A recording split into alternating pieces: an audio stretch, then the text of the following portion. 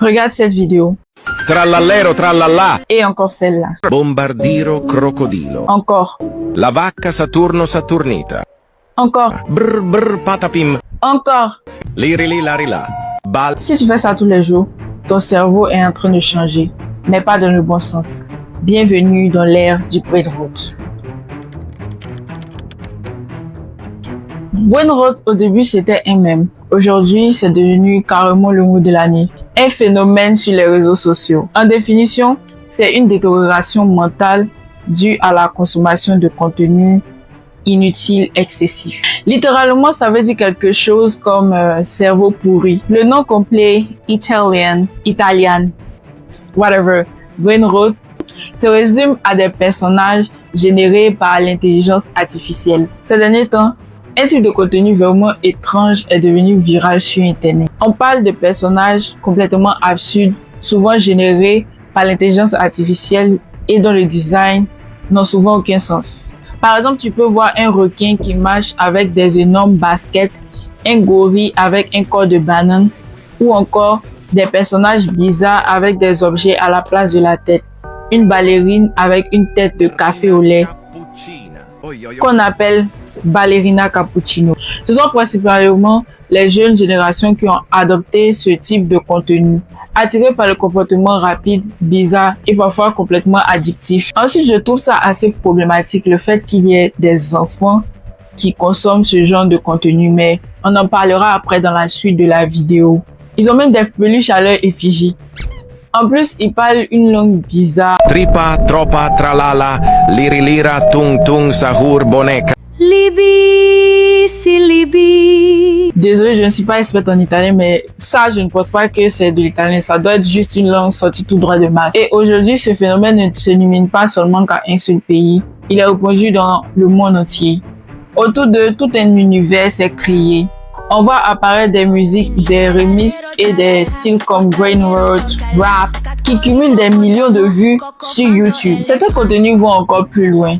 Par exemple, il existe des vidéos qui t'expliquent comment générer des personnages absurdes avec des designs complètement improbables, comme mélange d'animaux, d'objets et des trucs complètement improbables en fait. Ce qui est impressionnant, c'est que ce type de contenu peut atteindre vite des millions de vues. Brainrot, en fait, c'est pas juste un mot au hasard.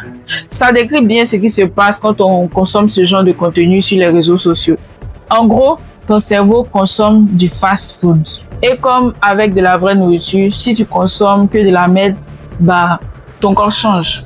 Et le cerveau aussi, il s'adapte à ce que tu consommes, ce que tu scrolles. Et tu deviens ce que tu scrolles. Ton cerveau est carrément bombardé. D'après des données de l'enquête nationale sur la santé des adolescents, entre juillet 2021 et décembre 2023, un adolescent sur deux âgé de 12 à 17 ans passait 4 heures ou plus par jour devant un écran. Résultat, baisse de concentration, traitement plus lent, difficulté à réfléchir. Et au niveau des enfants à bas âge, certains n'arrivent plus à s'exprimer correctement. Ils commencent à s'exprimer avec des mots tout droit sortis du brainrot. Ton cerveau, il fonctionne comme un muscle. Et là, tu t'entraînes à faire un sprint toutes les 5 secondes. Résultat, tu perds ta capacité à te concentrer pendant longtemps. C'est pour cela que tu ouvres YouTube juste durant 2 secondes et après, tu disparais. Tu es déjà ailleurs.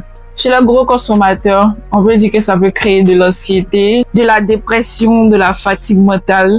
Bon, j'exagère un peu, mais on peut dire que ça crée beaucoup de problèmes. Tu penses te détendre, mais ton cerveau en surcharge. Les plateformes sont conçues pour capter ton attention, te garder et te rendre accro.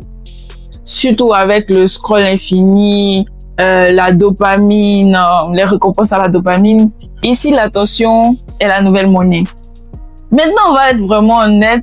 Le brainrot, ce n'est pas une maladie 100% prouvée scientifiquement. Le problème principal, c'est l'excès. Donc, ton téléphone n'est pas le problème, mais ton utilisation, oui. Donc, bonne nouvelle, ton cerveau peut récupérer. Et comme solution simple, tu peux réduire les vidéos courtes, lire, faire du sport et dormir correctement.